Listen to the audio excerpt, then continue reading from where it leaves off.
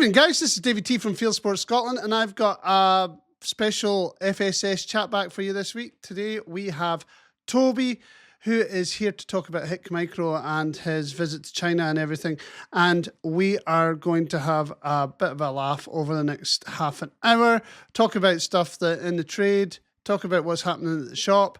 So listen to our special one, which is me and Toby Law from R Macleods and Son and Tain, and hopefully you enjoyed the episode.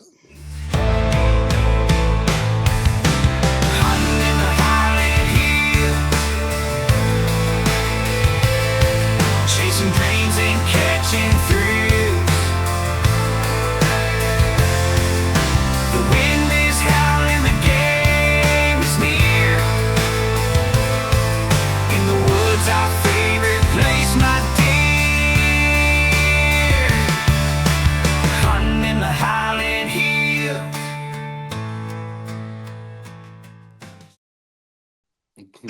Good evening, everybody. How's everyone getting on? Yeah, I'm going to be. I'll be honest. This is the second time we've done this because I forgot to hit record the last time. So he's probably going, well, I'm going to have to do all this again. So yeah, no, I forgot what I say. Where's my script? You've got no script. We don't script these things ever. No, I don't. So how did you feel the other day went on? How did you feel the other day went on in regards to when we were doing that video for the Bigara B14 17 HMR with the Hik Micro Alpex T series on top? Yeah, I can never remember the numbers. You'll get there. Yeah, it was a fantastic day. You know, shooting targets and that, and I had great fun and a learning experience. Would be the word for me, and great to do some film. Oh, you've got the target, don't you? I've got it. There we go. That was honestly fun. It was fantastic, and it shot really well, that rifle. That was like 138 yards or something. Bye, Foxy. That was about 138 yards. Did you give any holdovers in that? Yeah, I was aiming for the yellow bit at the top. The yellow bit at the top. So you were actually on the 2.5-inch target. Yeah. Oh, do you know, I was actually surprised. That was your first time ever shooting the 17 HMR, wasn't it? Absolutely. I actually thought, I was quite surprised as a novice how well you did. I think you missed one shot out the hole. I think you only missed it by like a fraction of an inch. I think it was one of the apples or something. Did you watch the video I put up? Yeah, no, I watched quite a chunk of it. I didn't watch it all, but I've watched a good chunk of it. Didn't watch it all. Yeah, I was. I know, shocking, eh? I was really happy with how I shot. I felt it was consistent, and yeah, obviously annoyed to miss one, but everyone misses. Do you know what? To be honest, 17 HMRs are notorious for having the odd flyer, so it could have easily been something like that. But that was a fantastic setup. Have you sold many since we did the video? Yeah, we've actually sold a handful, which is great. But for the money, you know, you're getting a lot for your money there. Night vision scope, 17 HMR, mod mounts, $8.99. I mean, you can't really get a night vision setup complete for that. Well, before we talk about Hik Micro, because in the last, we kind of exhausted on our first take of this, Hik Micro, and I haven't recorded any of it. So we'll go back to Hik Micro in a minute. But before we talk about Hik Micro, let's talk about what's going on at the shop. Anything new happening at the shop? Nothing that new and exciting yet. Obviously, the nights are coming in now, so night vision and thermal will be a lot more relevant. Right. As I'm sure you will know very well. Pretty much, yep. But apart from new stuff coming from Hik, I don't really know from the other brands what is coming out, to be honest. So yeah, it's always a change. Are you moving away from Pulsar? Are you moving away from Pulsar a little? I don't know if moving away is the word. I think Hik have just taken a large chunk of the market share, so at the end of the day, we're forced to kind of sign up and join in. And I really like the product. I get behind the product. They give us fantastic support and backup. So and it's a great product. So why not? You know. Yeah. In regards to Bagara, you've got a large deal on Bagaras at the moment. You've got what have you got? 17 HMRs. What else have you got in regards to the Bagara lineup? So we've got those B4 B. Oh, I can't remember now. B1417 HMRs. We've got some tutus. We've got some You're as bad as tutus I with am. some exotic stocks. I know. We've got 375 Holland and Holland rifles, which aren't on our website yet. We're working to get all the rifles uploaded. I think there was about 147 rifles in total. There's That's 308, insane. 6.5 Creedmoor. There's even a 6mm Creedmoor. There's some BA13s, which I don't know if you've seen as the single shot break action. They are really cheap. 308, Yep. 223, 6.5 Creedmoor. I think they're starting about £390. So I mean, for a single Right. shot Okay. rifle, 390 quid, 308, whatever it is you want. I know it's only single shot, but for the money. Where do you think the So single shot rifles will come into its own? Where do you think who are you going to aim those at? Because obviously a lot of guys up here do deer and pest control and that, so they tend to have magazine based rifles. But yeah. what about the single shot? Who do you think your biggest seller of those would be to? So if you asked me a week ago, I would have said I don't know.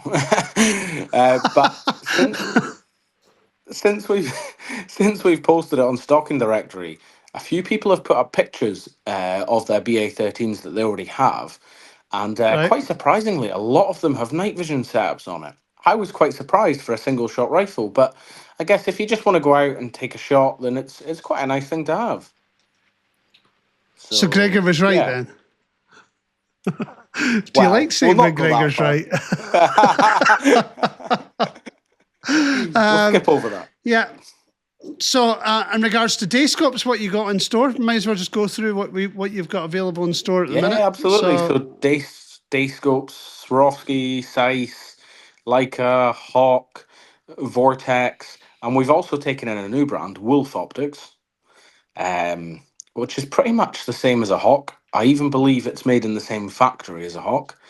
Um, Same sort of money, good quality build. Excellent for your rim yeah. fires and air rifles, that kind of idea. In So regards no. to calibers and stuff, what is the most popular caliber you're selling?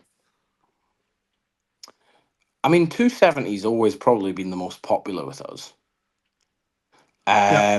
6.5 Creedmoor has really come on in the past few years. So Uh huh. that's probably up there. 243, bit of a resurgence since they changed the laws on the copper. Um, in the lower 223, 22 and 17 are sort of, as you know, great rimfire rifles. So they're popular, but 270 would be the main one. Not so much 308. Most of the 308s, even in those Bagaras that we've sold so far, have all gone down south to Right. England, which I expected. So yeah, we'll say 270. That was a long-winded answer, but yeah, 270. Not surprised at 270 because the 270 is one of those ones where a lot of forestry guys use, like myself. I like the 270 in the forestry. The other question I was going to ask in regards to night vision, obviously you're selling quite a lot of night vision products through the Hik Micro stuff, and you have been doing that for quite a long time in regards to night vision. And has there been a lot more insurgence of guys buying stocking rifles with the night vision for even the contractors or whatever who have got licenses to shoot at night? These digital scopes, are you seeing a lot more of them going on stocking rifles? Yes, 100%. Night vision and thermal. So there's a lot of people that are, and there's a lot of people that aren't. It's quite a mix, but we are definitely seeing more and more of it now. We're seeing more people use them than there was well, obviously you couldn't use them before. So I think the law changed. Was it October last year? 1st of November, yeah. November. Yeah, no, So November. since then, 1st of November it came in, yeah. November. So we have seen when that became obviously law. We saw quite a few public bodies that sort of idea purchasing them, and Yep. again, there's the odd contractor. I think if it makes a difference and you're doing it for work and it's better, then why not? Yeah, it's another tool in the And box. maybe it's not better for everyone. I guess as I say, why not? If you don't think it's better, then by all means, it's personal preference at the end of the day how you want to go and do it. So I guess people have to make the decision based on that. For gossip's sake, have you heard a lot of gripes about the new law, about being able to use it? Have you heard guys that are just totally against it, don't want anything to do with it, just think that we're all murdering deer or whatever? Have you had any feedback in that side of things through the shop? Because you guys get all the gossip, so I only get the backlash when the people are having a go at me. Yeah, 100%. I think no matter what law changes, not just in hunting, but anything political or whatever, there's always going to be people that agree and disagree. So you just can't really avoid it. But yeah, some people are obviously skeptical or they're not sure. I just think everyone has to make their own informed decisions. Now, that's led us on to Hik Micro. So you've just been to China. You went to see the workshops and everything over there. I'm going to give you a couple of Yes. minutes just to talk about that, because obviously that would have been a mind-blowing experience from the get-go. How did it come about? And just tell us about the experience over there and the things that made you feel, wow. Yeah, so it came about 2 months before we went, so it was quite short notice for a trip of that magnitude. China's always been a place that I've wanted to go anyway, so I was like, yeah, of course I'll come. The visas were a bit tricky to do on our own, but thankfully they did a group visa, which was really simple. So yeah, we flew. Well, I flew Inverness to Heathrow, and then Heathrow to Shanghai. So Shanghai flight was 13 hours. So yeah, longest flight I've ever been on. But not too bad. So we arrived. First few days we were in Shanghai sightseeing, food and drink as much as you can see and eat. It was just the lunches were as big as the dinner. The food's a bit different. I tried some new cuisine: duck tongue, duck blood, chicken feet. Highly recommend it. Tastes like chicken. Yeah, pretty much. And duck tongue tastes like just fatty duck. Yeah. I remember Yeah. one night they took out the duck and they were carving it in front of us. That was amazing to see. Nice. Definitely don't have the knife skills for that. So we were sightseeing, Tower of Shanghai. I've been on a few work trips, Italy and different places, but this was like a different level. So it was full on 9 o'clock in the morning till 6 o'clock at night, just sightseeing. We even went on a private yacht trip down the Shanghai River. I don't know the name of it, at night, so that was stunning. First time I've been on a yacht, probably the last. And then we moved to Hik Micro's HQ for the conference for the last 2 or 3 days, I want to say. Okay. Again, we were still sightseeing there. We picked tea and made tea. Not a huge fan of tea, but it was good fun. And then the conference. The conference was a huge room, big, huge screen, stage. As I say, there was about 250 people from Europe there. So it was that would have been quite an effort to put on. So they literally ran us through all the new products. Some I can talk about, some I obviously can't. There's a lot of exciting products going to hit the market, whether it be end of this year or start of next. More so in the higher end. I think I can say that. Yeah, more so in the higher end. Obviously, we know about the new Stellar from the press release. with Yep. the rangefinder built on the objective. So I'm free to talk about that. When are you going to get one for me to play with? Good question. I actually asked about that today. I said, look, we need right. one. I was speaking to Paul, who works for Hik Micro Direct. He gave us a phone. He's coming up in 2 weeks. So hopefully we'll have one of them pretty soon for you to test. That'd be cool. I don't know yeah, fingers crossed. Yeah, we'll see. I never get things first. You know that. I never get things first. I'm always the last to get it. well, not the Hard Rocks. Well, that's true. The Hard Rocks, that was actually very unique for me. Normally companies are like, oh, we really need you to test this. And I'm like, but it's been out for like 3 months. What's should have given me it to test 2 months ago or 3 months ago. And it's like, they go, oh no, but we need your review on it now because it's stalled or people are saying this or people are saying that. I'm like, okay, send it to me. And before I know it, there's already opinions out there. It's really hard when there's already an opinion out there. Anyway, carry on with China. China's more exciting than what listen to me talk. So we got taken about a day before the conference. We got taken to the sensor factory, so where they make all their thermal sensors. So you go in, as I say, it's a bit like walking into a spaceship. It's all clean rooms. They're all in suits. You don't actually get to go in, but you can see it on the CCTV. They started talking about how they make sensors and the layering process. My brain gone at that point, so I can't tell you any more about the layering process and that. So yeah, and seeing the sensors that they're making and what they're going to be making, let's just say there's exciting times ahead. So keep an eye out. And then you get taken obviously to the production line. So it's like a huge warehouse. It's squads of people on lines. You know, one guy's putting some screws in the unit, one guy's folding the boxes up. It's not that automated. It's very much manually done, but it's everyone doing little jobs, which from a QC point of view, you know, there's more checks. You know, it gets checked at different stages. But it's just a machine. I can see it allows me to appreciate how they do what they do, how they announce products, how they supply them in huge quantities. Because let's be fair, Hik Micro announce a product, most companies will announce it and you won't see it for 3 months, and then by that point people are not as interested. Hik will announce something, say it's coming 2 months later, and it turns up a month later. I mean, it's work ethic on just a different level.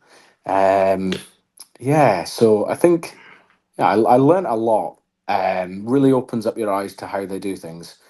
But no, lots of new exciting things to come from them. Right, let's talk about the Stellar, because you're allowed to talk about the Stellar, right? Talk about the Stellar a little bit. What do you kind of know about the Stellar, and have you had a look through one yet, or?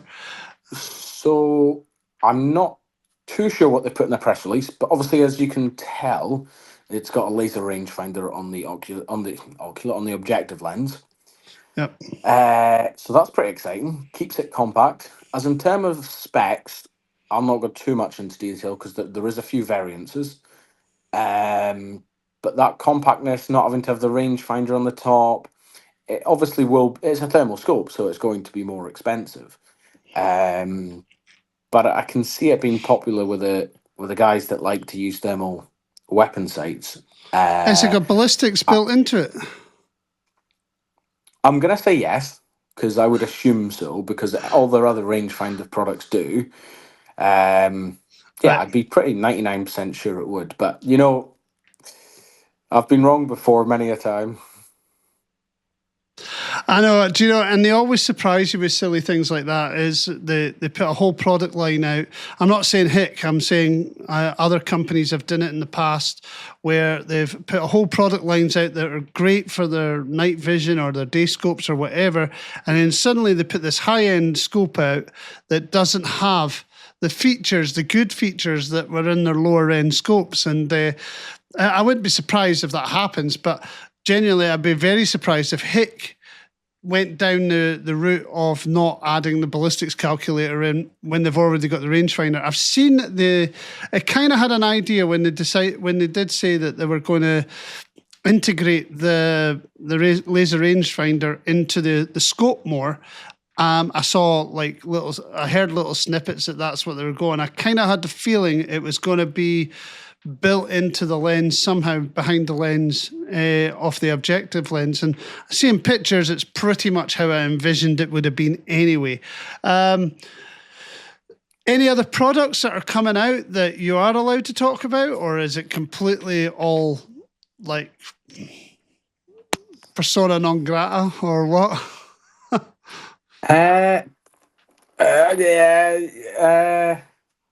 No comment. I think Fair enough. you'll be excited if you like thermal imaging, and it is the higher end, but there is other stuff for next year, which is the thermal end, but it's not high end price point.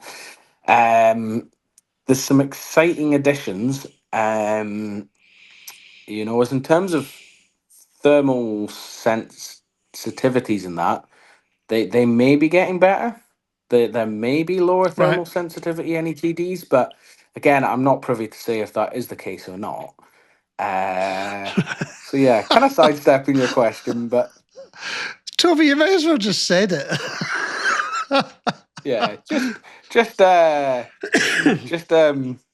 take what you want from that. So I think everybody into the thermal business right now, or the night vision business, is trying to bring the thermal sensors down to the lowest rates that they can possibly, the Kelvin sensors as low as possible. So I would be very surprised if they were not trying to bring their Kelvin sensors down.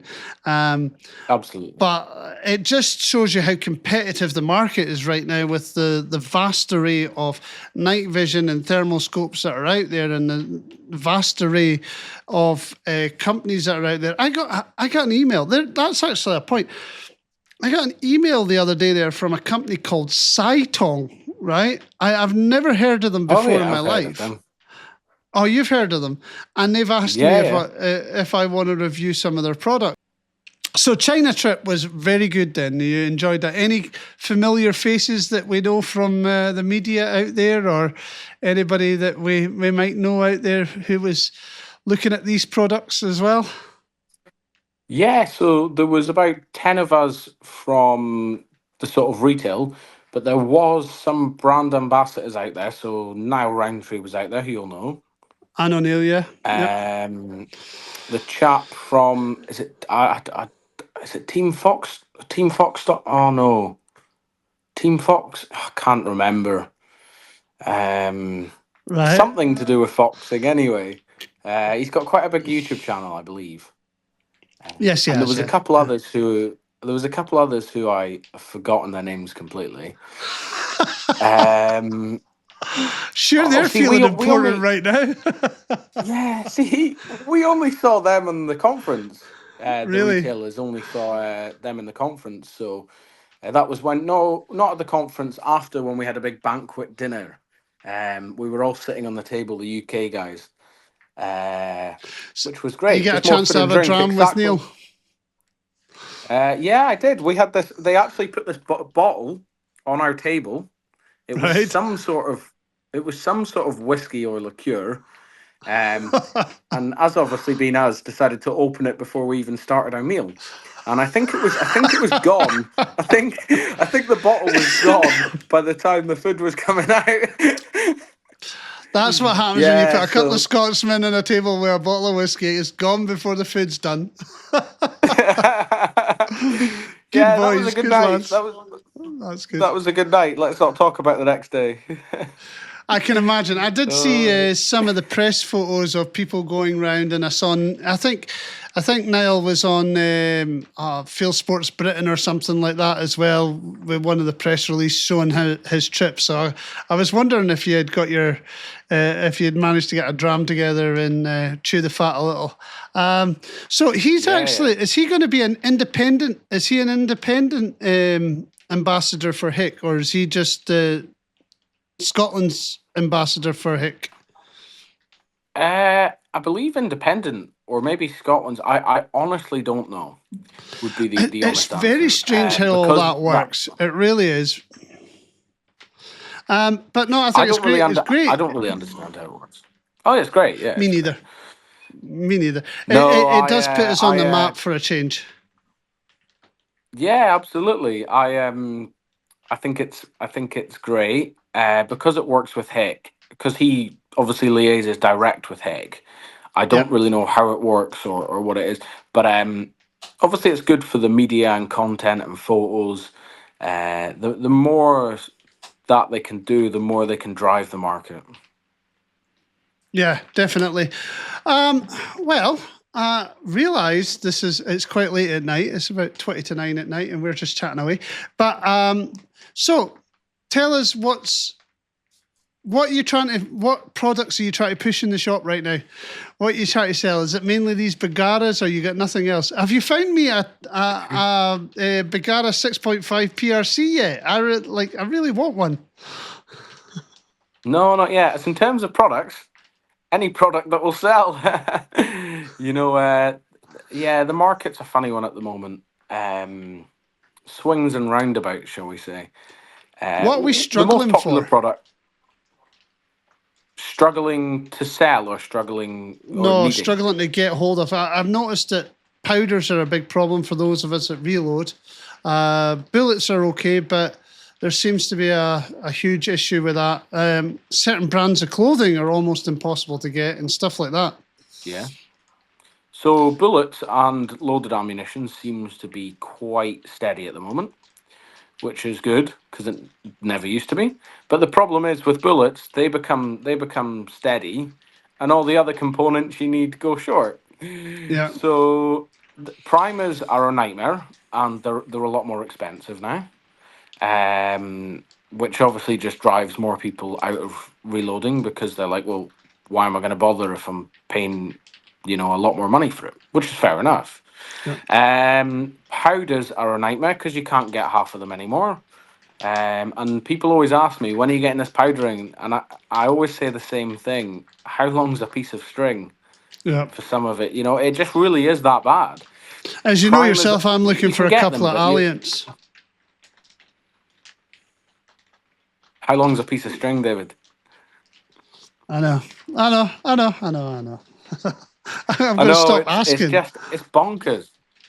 Yeah. I asked Sam the other day there to message me as soon as you get some Reloader 16 in or Reloader 15 in, and I'm like, I'm probably at the bottom of the queue for that right now, because I've probably about 4 or 5 people ahead of me that have already said the same thing to you guys. Primers, yeah. So, yeah, is it particular brands, or is it particular brands that you're having issues with, or is it just primers in general? So, Federal is a non-starter, and obviously they have been quite popular primers. Magtech we had in, but again, when we get them in, we can't get them back in when they're gone. RWS ones we have at the moment, but they are quite expensive. So we do have primers if people are really stuck. But Federal's the hardest. CCI is pretty difficult. Yeah, it's not a great state of affairs because if you can't get primers, you're not buying bullets. No. No. So we're obviously not selling as many bullets because people can't get the components for it. So it's difficult, especially for us guys. Yeah, absolutely. And I know exactly what will happen. Primers will become easier to get, and one of the other components will stop again. So it's not worth trying to guess what will happen. As you know, I speak daily with professional shooters in the States, and they're having the same problem over there. I was speaking to one guy there who was like my mate Gerald. He was reloading the other day there, and it's like it's just working on the components he's got because he can't do anything else. It is a difficult market right now. Well, Toby, Yeah. thank you so much because we're at the 35 minutes mark. Actually, we've No been problem. at it for over way longer than that because obviously the first. Yeah, someone forgot to hit the record button. So what? We'll finish off. It is absolutely chucking down. I don't know if you can hear it at your side, but it's chucking down. Yeah, rain I can right. hear it. I can hear it. Can you? Ah, it's mental. Yeah, It's yeah, like absolutely. it's just chucking. So me and you are going to organise getting out to do Correct. some deer stalking and stuff like that. That'd be good. Thanks for jumping on tonight because I really struggle to get guests at the moment because everybody's so bloody busy and you're an absolute I know. nightmare to get hold of, right? Every time you sit, you're the worst. So glad to have you on. It's great to get on. But is there anything you want to say before we jump off and sign out? Yeah, just thank you for listening. And if anybody needs anything or has any questions on any products or anything at all, always just give us a call and we'll always see what we can do. But it's great coming on these podcasts, doing these review videos. It's a real learning experience for me as well. So bear with me. These sort of videos are new to me, so I'm learning as I go. That's So, what yeah. it is. Did you? Oh, Goodbye, everyone. One final thing. Did you get any feedback from our 17 HMR video, or did anybody mention it in the shop, or anybody seen it? Someone did say something. Yeah. It was good feedback. Good. Good. The That makes a feedback on the change. videos, the feedback on the videos are generally good, which is excellent. It just shows that people are actually watching them and engaging, which is really what you want. Because if they're engaging, they're looking at the products and it gets everyone involved, and yeah, it's excellent.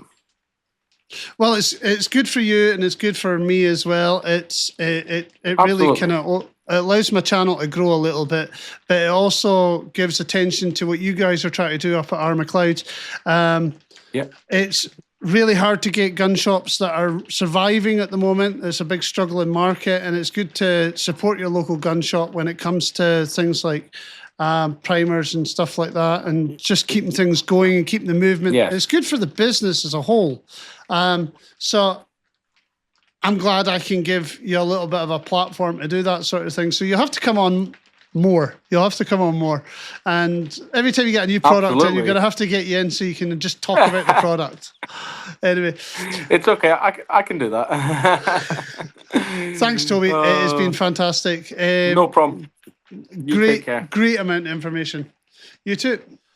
No. So that was a really good episode. Toby spent a bit of time with me tonight. We're just chatting about all the stuff that was happening with Hik Micro and that, the new Hik that's coming out as well, the new thermal, which seems to be absolutely amazingly excited to see what that's going to be like when it comes out.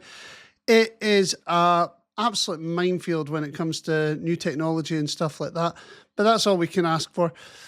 It's much appreciated that you carry on listening to these podcasts. Thank you so much, because I just couldn't do it without you guys tuning in. I wouldn't do it without you guys tuning in. If I thought that nobody was listening, nobody really liked the podcast, then I probably wouldn't. I'm going to try and get more guests on. Toby's going to be a bit of a regular. Hopefully we just go from strength to strength from now on. Thank you again for giving your time this Wednesday, wet Wednesday. And I'll catch you again next week. Stay safe. Happy hunting. See you next week.